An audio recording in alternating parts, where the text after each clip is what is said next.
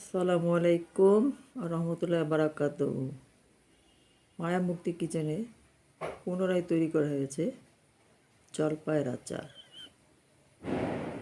সুমিষ্টি আচার, সুস্বাদু। আজকে যে কনকনা শীত পড়েছে, জলপাইয়ের আচার দিয়ে খিচুড়ি দিয়ে খুব মজা। আর এই বাবারই চারিদিকে যে ঠুসটার শব্দ, কান ঝালাপালা হয়ে গেল রে।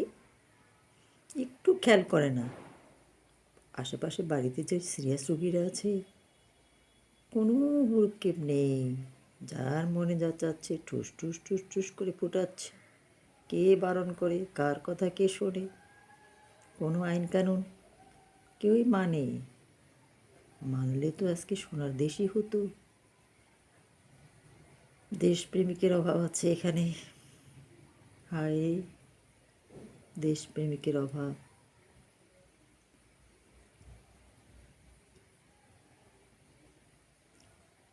ঝুমঝুম শব্দ, কুয়াশা, ঘন কুয়াশা। কুয়াশায়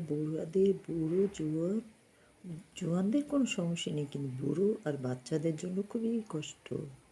প্রচণ্ড শীত পড়েছে নর্থ বেঙ্গলে। শীতের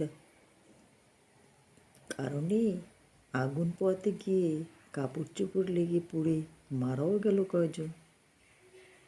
কী করবে? তুত্তুরা বুড়া বয়সে একটু তাপ চায়। তাপের খোঁজে যে জীবন দিল, এর কি হবে? কষ্টের শেষ নেই। গরিব মানুষ, শীতবস্ত্রের অভাব রয়েছে। দানশীল ব্যক্তিরা যদি একটু শীতবস্ত্র ঠিকমতো দিত, বিতরণটা ঠিক মতন হলে ওরা একটু শীতবস্ত্র পেত, একটু শীতের থেকে রক্ষা পেত কিছুক্ষণের জন্য হলেও। দানশীল ব্যক্তিদের উচিত একটু খেয়াল করা, যেসবের আগে বেশি শীত এবং যারা গরিব অত দরিদ্র আছে তাদেরকে একটু খুঁজে খুঁজে বের করে কম্বল, শীতবস্ত্র দান করুন। সবাই সহযোগিতা করুন। আল্লাহ মানুষকে, আমাদেরকে সকলকে হেদায়েত দান করুন। আল্লাহ আমাদের সুবুদ্ধি দিন। আল্লাহ আমাদের রক্ষা করুন। আপনি ছাড়া আমাদের কেউ নাই। প্লিজ আল্লাহ আপনি মেহেরবান, দয়া করেন, মায়া করেন। আল্লাহ কোথায় যাব?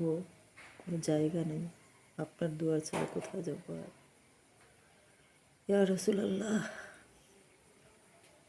আপনি মেহেরবান হন। দেখেন কি শব্দ, দেখছেন কি শব্দ? বিকট শব্দ, ঠুসঠাস, চারিদিকে ঠুসঠাস, কান ঝালাপালা হয়ে গেল। উপায় নেই। হায় রে মানুষ, কবে আর বুদ্ধি শুদ্ধি হবে? কবর গেলে হবে? তাও হবে না এদেরকে। মাফ করবেন, আমি অনেক কথা বলে ফেলেছি, ভুল ত্রুটি মাফ করবেন। প্লিজ আমার চ্যানেলটা দয়া করে সাবস্ক্রাইব করবেন, অনুরোধ করলো। আল্লাহ হাফেজ।